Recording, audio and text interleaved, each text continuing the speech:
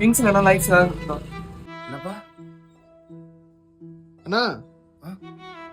ஏய் தம்பி, நீ பார்வதி அக்கா பையன் தானே? அண்ணா எனக்கு இல்லைண்ணா என் ஃப்ரெண்டுக்கு வாங்கிட்டு வர சொல்லுங்க. டேய் தம்பி, இது உனக்கு தான் நல்லா தெரியும். சிகரெட் அடிக்கிறதும் தெரியும், உன் ஃப்ரெண்ட்ஸோட சேர்ந்து நைட்டில் வெளில சுற்றுறதுலாம் தெரியும்டா. இதை பற்றி நான் ஒரு உங்கள் அம்மாட்ட சொன்னேன்டா. உங்கள் அம்மா உன்னை அவ்வளோ நம்புதில்ல தம்பி. என் புள்ள படிக்க தான் போயிருக்கான், நீ லூஸ் மாதிரி வளராதுன்ட்டு மேலே அவ்வளோ நம்பிக்கை வச்சு ஊரு புள்ள என் புள்ள பெரியாளாயிடுவான் பெரியாளான்ட்டு சொல்லிக்கிட்டு இருக்குடா. எல்லாம் வேணாடா. ஏன் சொல்லடா தம்பி, உங்கள் அப்பா கூட இல்லாமல் உங்கள் அம்மா உன்னை ரொம்ப கஷ்டப்பட்டு வளர்க்குதுடா.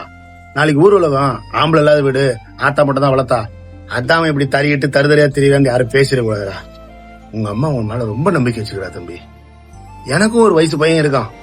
நாளைக்கு அவனும் இந்த மாதிரி ஏதாவது மரவா சிகரெட் குடிச்சான் நான் பார்த்தா என் மனசு எவ்வளவு வேதனைப்படுமோ அதே மாதிரிதான் நீ சிகரெட் குடிக்கிறத ஆரோக்கியக்கா பார்த்தா அது மனசு உடைஞ்சு போயிடாது. சொல்லணும்னு தோணுச்சா தம்பி சொன்னேன். சரி நீ என்ன கேட்ட? அண்ணா எதுவும் வேண்டாண்ணா.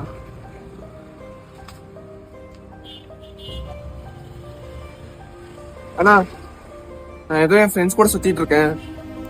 இனிமே நான் மாத்திக்கிறேண்ணா. இது எதுவும் அம்மா கிட்ட சொல்லிக்காதீங்க. சரிப்பா.